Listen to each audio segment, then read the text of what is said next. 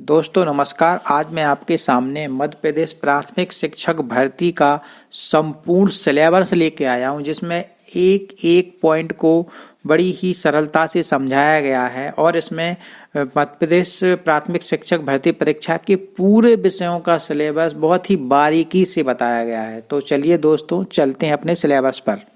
बाल विकास के अंतर्गत बाल विकास की अवधारणा एवं अधिगम से संबंध। दूसरा पॉइंट इसमें जो आएगा वो आएगा विकास और विकास को प्रभावित करने वाले कारक। तीसरा बाल विकास के सिद्धांत। चौथा बालकों का मानसिक स्वास्थ्य एवं व्यवहार संबंधी समस्याएं। पांचवा वंशानुक्रम और वातावरण। अगला है सामाजिकरण प्रक्रियाएं, सामाजिक जगत एवं बच्चे। अगला है प्याजे, पॉवलव, कोहलर और थार्नडाइक रचना और आलोचनात्मक स्वरूप। इसके बाद है बाल केंद्रित एवं प्रगतिशील शिक्षा की अवधारणा। अगला है वृद्धि की रचना का आलोचनात्मक स्वरूप और उस मापन, बहुआयामी बुद्धि। अगला है व्यक्तित्व और उसका मापन। नेक्स्ट है भाषा और विचार। अगला है सामाजिक निर्माण के रूप में जेंडर की भूमिका, लिंग भेद प्रथाएं। अधिगमकर्ताओं के व्यक्तित्व भिन्नता, भाषा, जाति, लिंग, संप्रदाय, धर्म आदि की विषमताओं पर आधारित भिन्नताओं की समझ। अधिगम के लिए आकलन और अधिगम का आकलन में अंतर, शाला आधारित आकलन, सतत एवं समग्र मूल्यांकन, स्वरूप और प्रथम। अधिगमकर्ताओं की तैयारी के स्तर, आकलन हेतु उपयुक्त प्रश्न का निर्माण, कक्ष के अधिगम को बढ़ाने, आलोचनात्मक चिंतन तथा अधिगमकर्ताओं की उपलब्धियों का आकलन। नेक्स्ट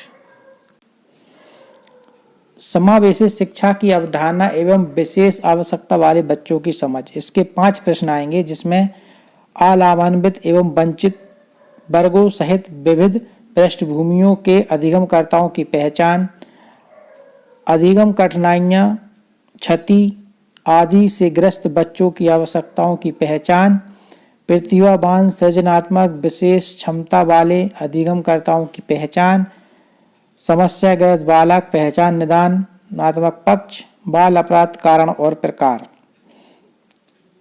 अगला है अधिगम और शिक्षा शास्त्र। इसके 10 क्वेश्चन आएंगे दोस्तों, इसको समझते हैं डिटेल में। बच्चे कैसे सोचते हैं, बच्चे शाला प्रदर्शन के में सफलता प्राप्त करने में क्यों और कैसे असफल होते हैं। शिक्षण और अधिगम की मूलभूत प्रक्रियाएं, बच्चों के अधिगम की रणनीतियां, अधिगम सामाजिक प्रक्रिया के रूप में अधिगम, समस्या समाधानकर्ता वैज्ञानिक अन्वेषणों के रूप में बच्चा, बच्चों के अधिगम की वैकल्पिक अवधारणाएं, बच्चों की त्रुटियों को अधिगम प्रक्रिया में सार्थक कड़ी के रूप में समझाना और प्रभावित करने वाले कारकों, अवधान और रुचि, संज्ञान और संवेग, अभिप्रेरण और अधिगम, अधिगम में योगदान देने वाले कारक, पर्यावरणीय कारण, निर्देशन परामर्श, अभिक्षमता और उसका मापन, स्मृति और विमृति। अगला है हिंदी। हिंदी के सिलेबस में 15 नंबर का आएगा भाषाई समझ और अवबोध। इसमें भाषाई समझ अवबोध के लिए 2 अपठित दिए जाएंगे गद्यांश, जिसमें गद्यांश नाटक, एकांश की घटना, निबंध, कहानी से तथा दूसरा अपठित पद्यांश के रूप में होगा। इसमें समझ, अवरोध, व्याख्या, व्याकरण, मौखिक योग्यता से संबंधित प्रश्न किए जाएंगे। गद्यांश साहित्यिक, वैज्ञानिक और सामाजिक समरसता और घटनाओं पर आधारित हो सकते हैं।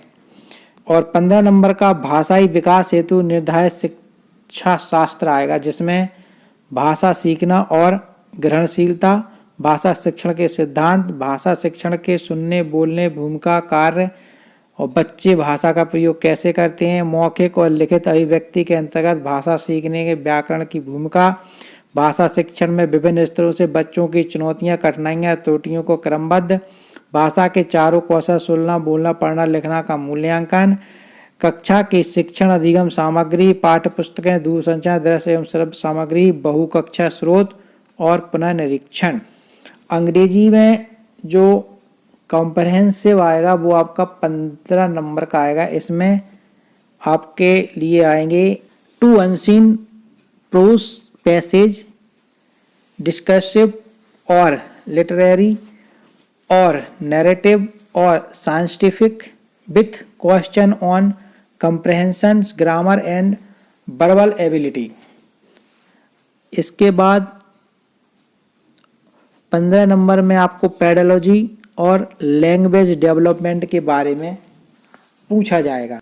Learning and acquisition of language, principle of sound language teaching, language skill listening, speaking, reading, writing, role of listening and speaking, function of language and how children use it as tool, the role of grammars in learning a language for communicating ideas verbally and in written form।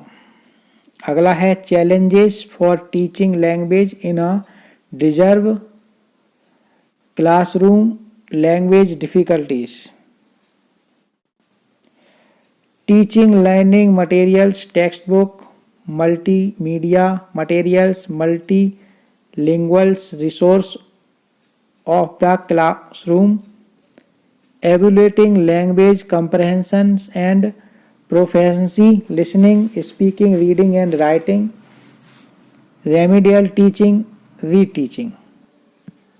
तो संस्कृत भाषा में भाषाई समझ अवबोध के लिए 2 अपठित दिए जाएं, जिसमें एक गद्यांश नाटक, निबंध, कथा आदि से तथा दूसरा अपठित पद्य के रूप में हो। इन अपठित में से समझ, अवबोध, व्याकरण एवं मौखिक योग्यता से संबंधित प्रश्न किए जाएं। यह गद्यांश साहित्यिक, सामाजिक, समरसता तत्कालीन घटनाओं पर आधारित हो सकता है।